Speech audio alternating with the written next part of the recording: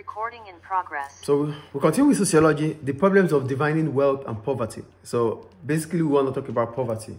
Yeah. And what is poverty itself? Poverty is a social condition that is characterized with lack of resources necessary for survival. So you don't have those, you are lacking materials that could allow you to survive. That is poverty. I think it's clear. So people who are likely to live in poverty in modern industrial countries are lone parents and their children, single parents and their children. They don't have anybody to help them. Unemployed people, unskilled, unqualified, and low-paid workers. You don't have skills, you are not qualified. You get low pay. You will be probably having relative poverty. Disabled people or people that have chronic diseases. Refugees, asylum seekers, and recently arrived immigrants. An immigrant that is just arriving, he will still be in relative poverty before things start changing. So we have two types of poverty. We have absolute poverty and relative poverty. So we start with absolute poverty. We start with relative poverty, sorry. So for relative poverty, I wrote, this is poverty defined in comparison to other people standing in the society. So it is relative poverty because your level of income, your way of life, it's not, when you compared with others, it's not the same as others. You have access, yeah, you might have opportunity, you might have ability to feed, to clothe and shelter, but it is not to the level of most of the people within the society. So that is relative poverty. Do you get the point? Yeah. Or I explain again. So that means your level of poverty or your level of income in relation to others is not as theirs. So you are not living the life that most of the people are living. But you can feed, you can clothe, you can shelter. But it's still below those, most of the people when they compare them with your lifestyle, with your life. So they afford the needs. You can afford the needs, you can afford the basic needs, but when they compare you with the rest of the people, you are way below them. That is relative poverty. Is it clear? Then for absolute poverty, this is a situation whereby an individual or group cannot afford the basic necessities like food, clothing, shelter. You cannot. That is absolute poverty. So in every society, there is a poverty line. And when we talk about poverty line, it means there's a level below which people are considered to be poor in every particular country. So that is what we call poverty line.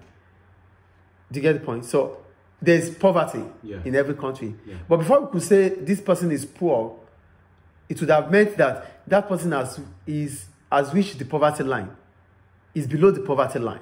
And what is poverty line? I said the level below which people are considered to be poor within the society. I think the point is clear there. So we'll go to the causes of poverty. What are the causes of poverty?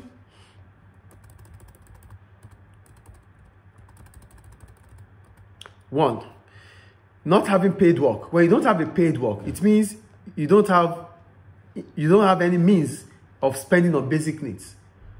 So that means it becomes difficult for you to spend on needs. So that is absolute poverty. The first one. Being in low paid work. If you are in low paid work, that is relative poverty. The third one, receiving benefits that still leave people below the poverty line. So you receive social benefit, unemployment benefit, or whatever it is from government, but you are still below the poverty line. So you are still in poverty. Then the last one here is about cycle of poverty. When you talk about cycle of poverty, it is when poverty tends to be inherited. So that means you inherit poverty. Now, when you inherit poverty, it brings about poverty trap. So that means you might not be able to escape poverty or to escape being poor. That is about cycle of poverty. So cycle of poverty brings about poverty trap. And when you talk about poverty trap, it means people are unable to escape from being poor. Do you get the point there? So people might find it difficult to escape from poverty because it is expensive to be poor. That is the point.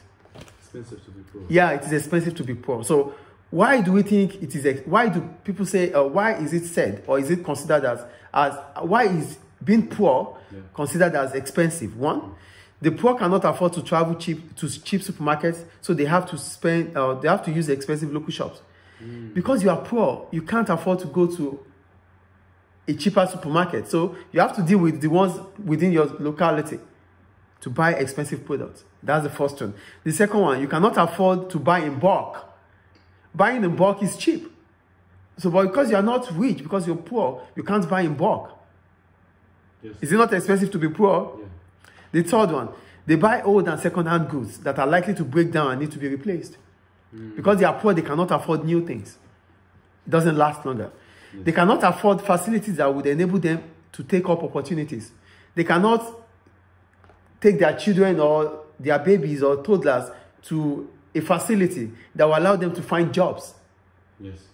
Being poor is expensive. Yes. They may be unable to borrow from the bank, which as a result, and they need to pay their bills. So they might have to go to people to borrow money. And when they go to people, they might charge them high interest. Is it not expensive to be poor? Yeah. So these are about reasons why they said being poor is expensive. So the next thing we need to talk about is culture of poverty. So after this class, after this lesson now, we'll talk about culture of poverty.